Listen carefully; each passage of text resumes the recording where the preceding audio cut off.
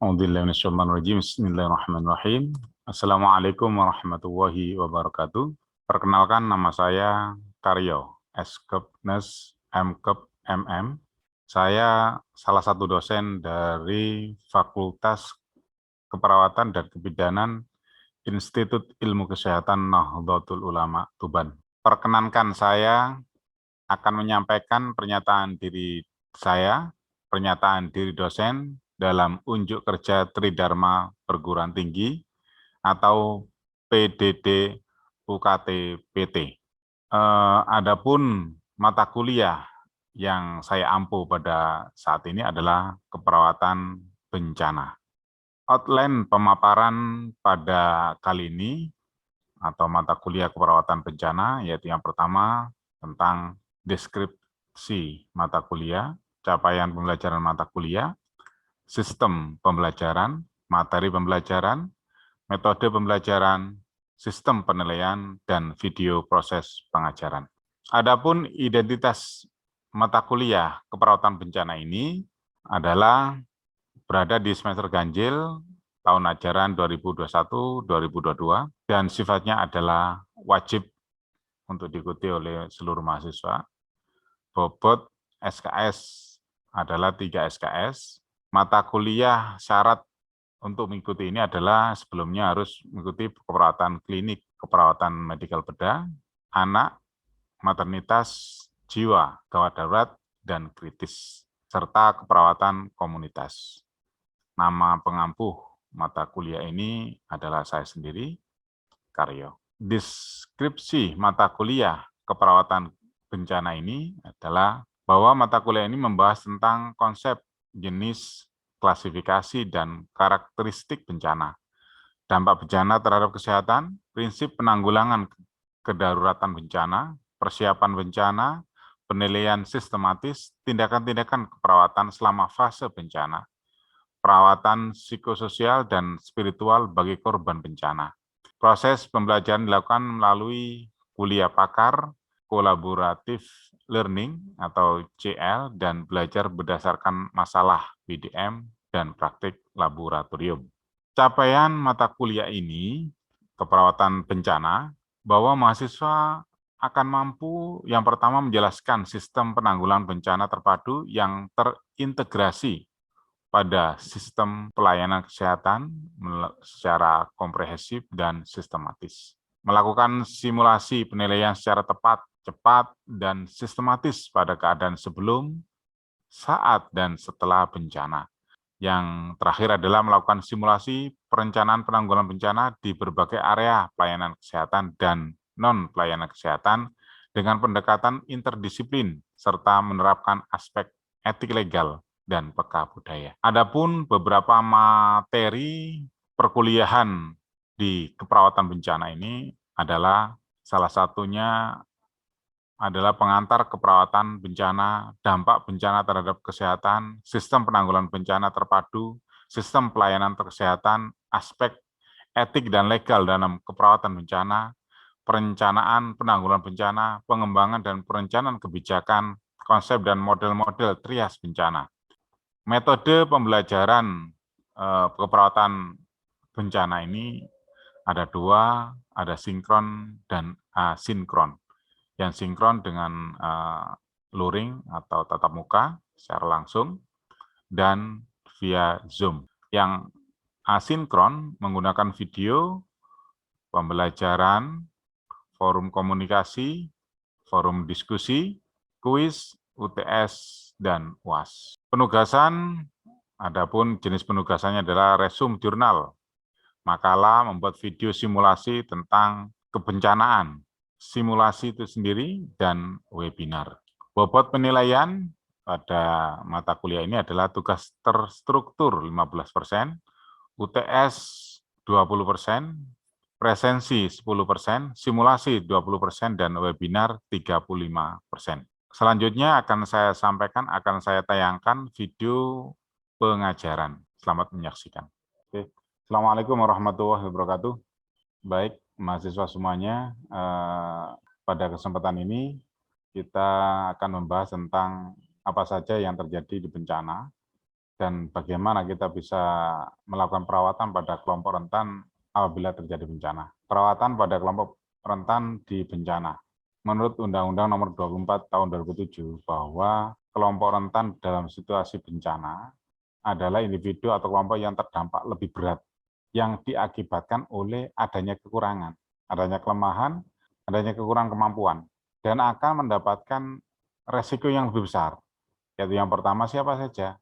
Ada bayi, ada balita dan anak-anak, ada perempuan, ada ibu yang sedang mengandung atau menyusui, di penyandang cacat atau disabilitas, dan orang lanjut usia. Ada 1, 2, 3, 4, 5, 6. 6 kelompok ini wajib mendapatkan perhatian khusus apabila terjadi bencana. Jangan menari-nari di atas penderitaan orang lain. Kita bayangkan, kita foto, kita melihat bagaimana kondisi-kondisi anak-anak yang ada di saat di bencana, di pengungsian, ya, seperti ini. Kita bayangkan saja kembali pada diri kita. Bagaimana kalau diri kita berada di sana? Oleh sebab itu, mahasiswa semuanya kita nanti akan kita terjunkan untuk belajar bagaimana Anda bisa merasakan di daerah bencana. Seperti ini membutuhkan banyak sekali apa? Uluran tangan, emosional, psikologi yang tinggi, penyuluhan, ya seperti itu. Ya. Selanjutnya ini beberapa tugas yang bisa kita lihat, ya. Di situ ada ibu-ibu. Padahal tadi ada kelemahan-kelemahan itu berada di mana? Berada pada perempuan, ya. Ini ada diskriminasi.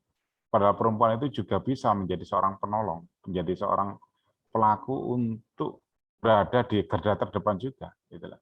Bayi dan anak-anak sering menjadi korban dalam semua tipe bencana, semua bentuk bencana.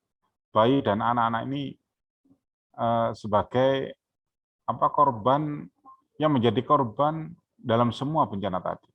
Karena apa? Karena tidak kelemahannya sangat tinggi sekali. Kemampuan untuk melarang diri, menghindar dari bencana, bahaya apapun bencana itu sangat minim sekali kemampuannya. Yang kedua, pasca bencana. Anak-anak berisiko mengalami masalah-masalah kesehatan yang lebih tinggi daripada orang dewasa. Dan bagaimana jangka panjangnya nanti? Jangka panjangnya tentang psikologinya anak-anak ini. Yang ketiga, kondisi tersebut dapat mengancam nyawa jika tidak diidentifikasi dan ditangani dengan segera oleh petugas kesehatan. Sebab itu nanti ada ada saat ada bencana dan bagaimana saat setelah terjadi bencana atau pasca terjadi bencana. Perempuan saya katakan tadi bahwa perempuan ini ada pada kalimat diskriminasi. Saya katakan bahwa perempuan sekarang ini bisa loh menjadi seorang garda terdepan untuk menolong, sebagai penolong dalam kasus-kasus bencana. Laporan PBB pada tahun 2001 menyebutkan bahwa ada 120.000 orang meninggal karena badai siklon itu di Bangladesh, itu didominasi terbesar adalah kaum perempuan. Artinya apa? Artinya kalau seperti ini, laporan seperti ini bisa kita simpulkan bahwa kemampuan dan kelemahan itu mungkin tidak sekuat semampu orang laki-laki dewasa, ya juga seperti itu. Dan juga kelemahannya itu juga ada di perempuan, lebih banyak di perempuan daripada laki-laki, kan begitu ini. Perempuan menjadi kelompok rentan yang wajib didahulukan pertolongan di saat ada bencana. Lansia merupakan salah satu kelompok yang rentan secara fisik, mental, ekonomi, dan penurunan mobilitas, penurunan karena masalah-masalah di kesehatannya, ini juga berada di lansia. Karena faktor usia, penurunan pada kemampuan untuk bisa berjalan cepat, bisa melarikan diri dari bencana itu, faktor menjadi resiko utama untuk lansia tersebut. Individu dengan keterbatasan atau kecacatan dan penyakit kronis. Orang cacat karena keterbatasan fisik yang mereka alami, jelas resiko terhadap terjadinya bencana resiko yang sangat tinggi sekali. Namun mereka sering mengalami diskriminasi di masyarakat dan tidak dilibatkan dalam semua level kesiapsiagaan. Oleh sebab itu, nanti pra bencana ini, individu yang keterbatasan fisik atau ada mengalami disabilitas atau kecacatan ini harus kita libatkan dalam kesiapsiagaan, mitigasi, dan intervensi penanganan bencana. Pre, pasca, pos, mereka sudah siap untuk melaksanakan itu. Meskipun dia ada keterbatasan fisik. Ya. Tindakan yang sesuai untuk kelompok berisiko pada bayi dan anak. Bagaimana kita bisa mengurangi resiko pada bayi dan anak saat ada bencana? Ya kita siapkan pada pra bencananya. Apa? Satu, sosialisasi terhadap anak. Kalau bayi terhadap orang tuanya, kan gitu ya. Sosialisasi dan melibatkan anak-anak dalam latihan kesiapsiagaan. Ada pelatihan, ada penyuluhan tentang kesiapsiagaan, siap siaga bencana. Kalau terjadi bencana bagaimana nanti? Itu dilakukan pada pra bencana, sebelum terjadi bencana. Kalau di situ langganan banjir soalnya di Bengawan Solo yang seperti dia ada di desa yang di dekatnya aliran Bengawan Solo. Kalau langganan ada banjir, bagaimana kalau nanti terjadi banjir? Berarti sebelum ada musim penghujan, pra bencana ini harus dilakukan. Harus dilakukan apa? Yang pertama, pelatihan, kesiapsiagaan bencana, kan itu. Yang kedua, persiapkan fasilitas kesehatan yang khusus untuk bayi dan anak pada saat bencana. Pra bencana kita siapkan di daerah dekat situ yang aman dari bencana tadi. Kita siapkan fasilitas kesehatan, kita bangun, untuk apa? Untuk mereka saat terjadi bencana. Jadi kalau saat waktu ada bencana, ini kita sudah siap untuk fasilitas kesehatannya, semuanya kita sudah siap. Oke. Yang ketiga adalah perlunya diadakan pelatihan-pelatihan tadi sudah ya, saya sampaikan kepada kelompok berisiko, siapa aja ya, tadi ada anak, ada perempuan, ada lansia, ada yang keterbatasan fisik atau disabilitas tadi. Bayi dan anak saat bencana. Tadi sebelum, sekarang di saat ada bencana. Bagaimana bayi dan anak? Lakukan pertolongan kedaruratan kepada bayi dan anak sesuai dengan tingkat kegawatannya dan kebutuhannya, dengan mempertimbangkan aspek tumbuh kembangnya. Ya, jadi memang bayi dan anak ini menjadi teropong utama, pandangan utama bagaimana saat terjadi bencana mereka ini aman dan tertolong dengan baik, terdistribusi dengan baik. Yang kedua adalah selama proses evakuasi, transportasi, dalam pemberian pelayanan fasilitas kesehatan, jangan sampai kita itu memisahkan anak dari orang tuanya, atau keluarga, atau wali mereka. Anak tetap berada di dekat orang yang terdekat oleh mereka. Baik itu adalah orang tuanya, mungkin keluarganya, atau tetangga dekatnya. Itu wajib jangan sampai terjadi memisahkan mereka. Kalau bagaimana Pak kalau terpisah? Kalau terpisah nanti merepotkan petugas kesehatan juga, petugas penolong ini gitu. Merepotkan juga. Kalau dia masih bersama dengan keluarganya, anak ini akan sesuatu hal yang dibutuhkan oleh anak ini yang tahu adalah yang lebih tahu adalah orang tuanya. Gitu ya. Jadi mereka juga orang tua itu membantu kita untuk mengatasi permasalahan anak dan bayi saat ada bencana. Oke. Pasca bencana bagaimana anak dan bayi ini? Usahakan kita rutin. Pasca bencana dan sebelum terjadi bencana, kegiatan rutinnya apa? Itu yang kita itu kan. Tidurnya nyenyak, aman, personal hygiene-nya teratur, bisa mandi 3 kali, gosok gigi 2 kali, bermain dalam sekolah. Anak ini masanya seperti itu, masanya adalah bermain, masanya adalah sekolah, masanya adalah dia setelah sekolah bermain tidur. Bagaimana dia kegiatan rutin ini bisa kita ciptakan. Gitu. Yang kedua, monitor status nutrisi, diukur. Adakah kira-kira anak ini ada yang malnutrisi atau apa? Gitu ya. Dukung dan berikan semangat pada orang tua, terutama ada orang tua. orang tua ini harus kita semangat untuk apa? Untuk membantu kita menjaga anak-anaknya, bayi-bayinya. Gitu. Ya, minta bantuan dari ahli kesehatan. Kalau ada di lokasi dikirimkan spesialis apa, ya, spesialis ya tentang spesialis anak, spesialis bayi, gitu ya. Oke. Yang terakhir adalah identifikasi anak yang kehilangan orang tua dan sediakan menjaga yang terpercaya. Oke. Dari anak ini yang kehilangan tadi memang jangan sampai hindari orang tua yang terpisah dengan anaknya. Ini kalau anaknya sudah memang benar-benar sudah kehilangan orang tuanya, anak ini, bagaimana? Kita harus menyediakan penjaga yang terpercaya. Kalau dia punya tetangga yang bisa kita minta untuk bisa menjaganya, yang orang terdekat dia dengan dia, gitu. Dan serta lingkungan yang aman untuk mereka. Tindakan yang sesuai pada ibu hamil, ya, pada ibu dan menyusui. Berikan pertolongan 2 kehidupan.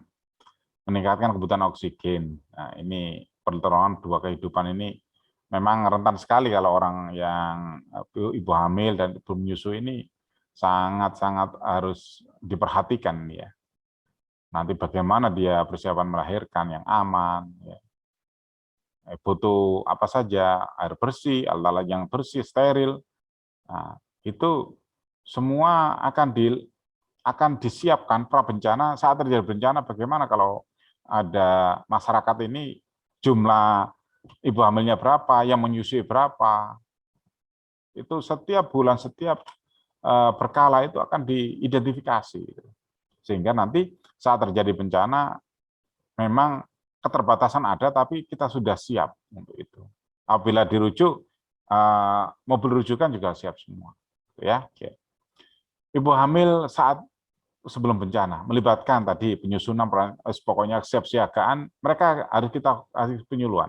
Yang kedua, identifikasi ibu hamil dan ibu menyusui sebagai kelompok rentan.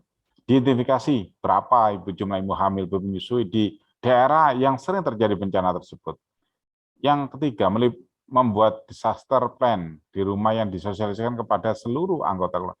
Jadi disosialisasikan tentang bagaimana bencana, apa namanya, perencanaannya, bagaimana sebelum terjadi bencana itu dilakukan untuk saat terjadi bencana dan setelah terjadi bencana. Melibatkan petugas-petugas kesehatan, jelas kita sudah, kalau seperti ini, petugas kesehatan wajib itu berada di tempat tersebut. Ibu hamil saat bencana. Saat bencana ini kita minimalkan guncangan-guncangan saat mobilisasi, saat berada di ambulan. Harus kita minimalkan. Kenapa? Karena ibu hamil sebelum mungkin sudah umur 8 bulan, 9 bulan itu kontraksi kalau terjadi guncangan sangat tinggi sekali merasakan kontraksi pada ibu hamil. Nah, kalau seperti itu bagaimana nanti kalau sudah ada kontraksi di dalam ambulan, itu jelas harus ada petugasnya juga yang siap untuk menolong persalinan di dalam ambulan kan. Tidak misalkan bayi dan ibunya saat proses evakuasi tadi sama, petugas bencana harus memiliki kapasitas untuk menolong korban hamil dan menyusui. Ini perawat ahli maternitas, ya, apalagi ada spesialis SPOG atau obskin, ya. Hamil pasca bencana. Setelah terjadi bencana, dukung ibu-ibu menyusui dengan dukungan nutrisi adekuat.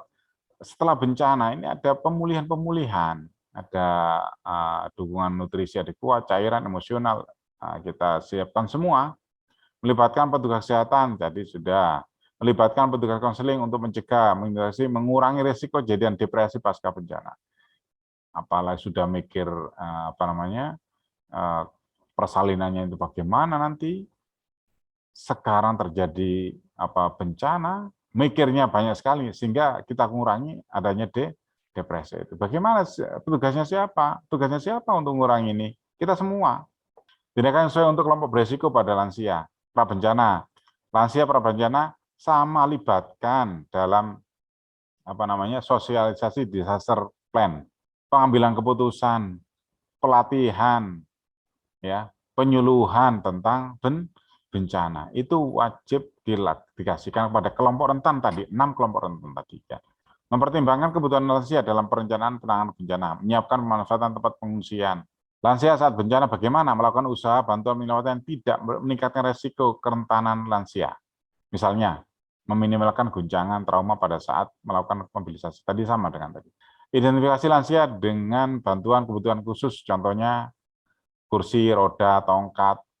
Ini alat-alat yang dibutuhkan oleh lansia. Lansia pasca bencana. Setelah terjadi bencana, apa yang bisa dilakukan oleh lansia-lansia ini? Apa yang bisa kita rawat untuk lansia ini? Yang pertama adalah libatkan remaja dalam pusat perawatan lansia. Jadi remaja-remaja yang ada yang kuat-kuat ini harus kita libatkan untuk apa? Untuk membantu para lansia yang ada di situ.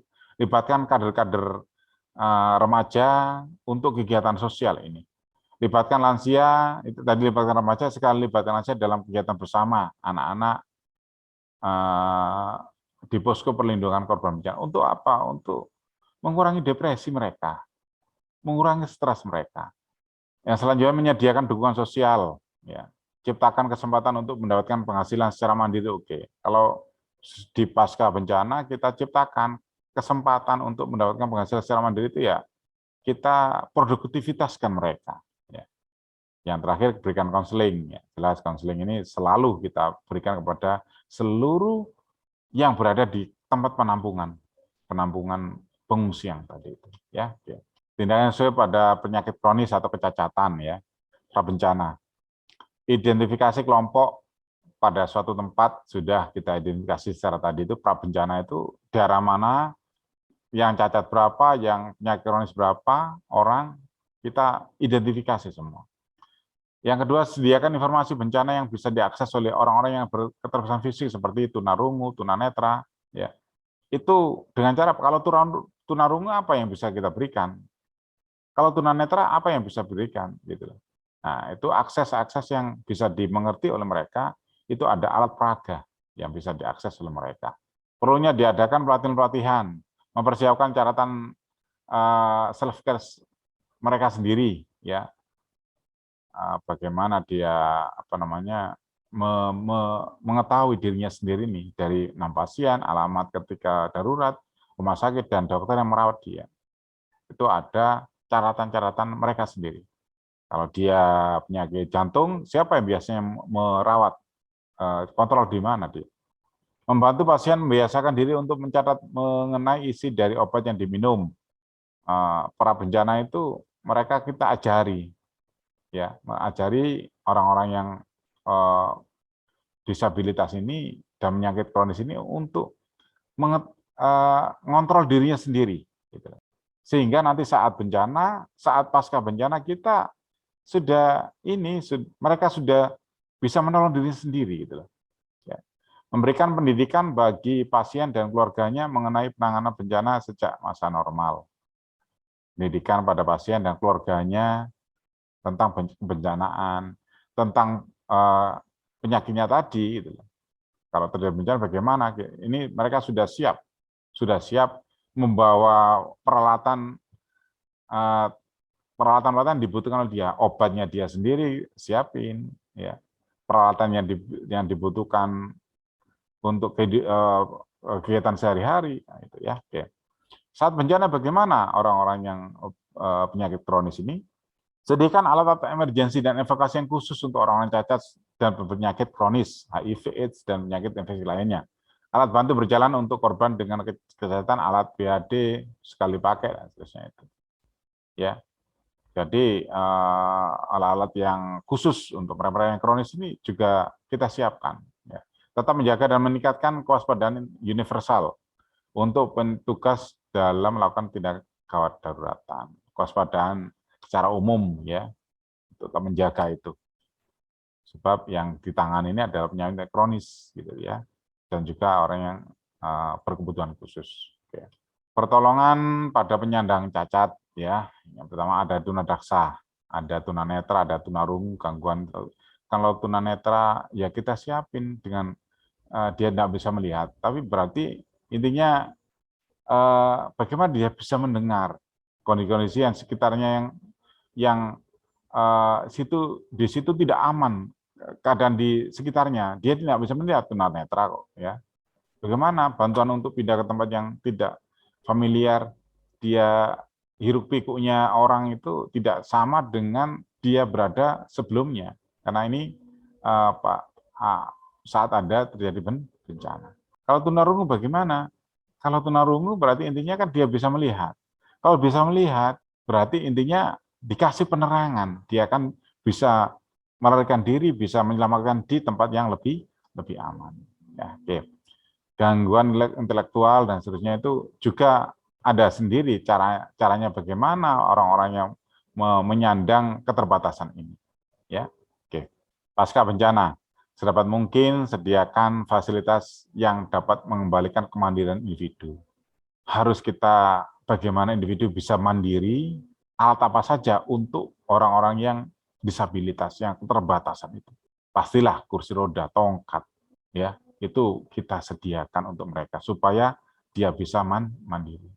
Rawat korban dengan penyakit kronis sesuai dengan kebutuhannya, ya, kronis tadi HIV dan kondisi yang lain, infeksi yang lain, ya kita rawat dengan butuh perawatan yang intensif, ya. Oke. Sumber daya apa saja yang dibutuhkan untuk kelompok berisiko yang tadi seperti tadi, Nathan?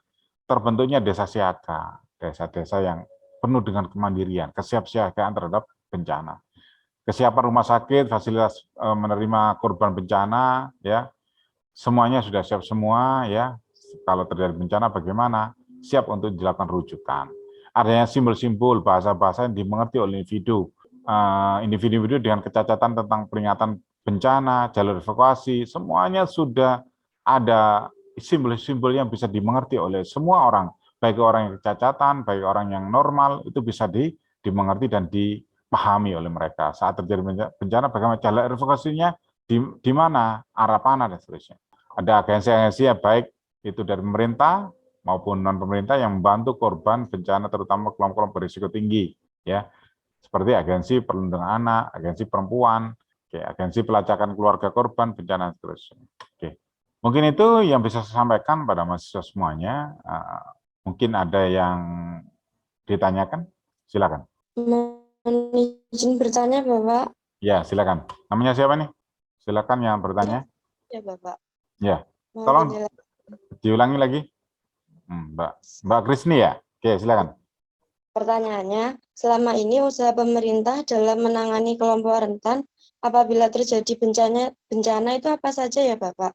Mohon penjelasannya. Terima kasih. Terima kasih Mbak Krisni atas pertanyaannya. Jadi begini, pemerintah sudah menyiapkan sebenarnya. Kita tuh kerjasama dengan pemerintah untuk menangani ini semua. Kalau ada terjadi bencana, BPBD sudah telepon, sudah bisa untuk saat itu juga mereka akan berjalan ke sana. Intinya itu. Jadi yang pertama dari saat terjadi bencana sama pasca bencana, pemerintah itu sudah mencanangkan kegiatan itu. Yang pertama apa? Tadi yang saya katakan, pemerintah sudah kita gandeng, kita kerjasama untuk apa? Untuk melakukan penyuluhan, kesiapsiagaan sebelum terjadi bencana tadi. Saat terjadi bencana, apa?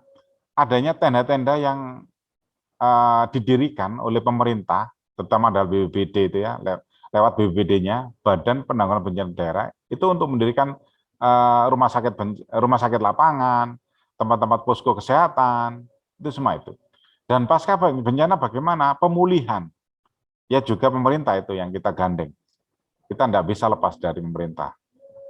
Meskipun kita juga akan berada di dalamnya di situ untuk bisa bekerja sama untuk menanggulangi bencana ini, terutama adalah merawat seluruh pasien-pasien atau kelompok-kelompok rentan yang saya sampaikan tadi. Dari prabencana terutama itu, libatkan mereka semuanya dalam penyuluhan. Nah, kita menggandeng pemerintah untuk apa? Jenis pendanaannya. Wong itu semuanya adalah butuh dana dan biaya. Gitu ya Mbak Krisni. Oke, kalau sudah cukup, terima kasih. Ada pertanyaan lagi ya, kita tutup pertemuan ini dengan bacaan Al-Asri 3 kali. Mudah-mudahan apa yang kita kerjakan, apa yang kita diskusikan ini bisa bermanfaat dan diberikan kemudahan oleh Allah SWT. Terima kasih dan mohon maaf, saya akhiri. Wahul muwaffiq ila aqwamit thoriq. Assalamualaikum warahmatullahi wabarakatuh. Waalaikumsalam warahmatullahi wabarakatuh.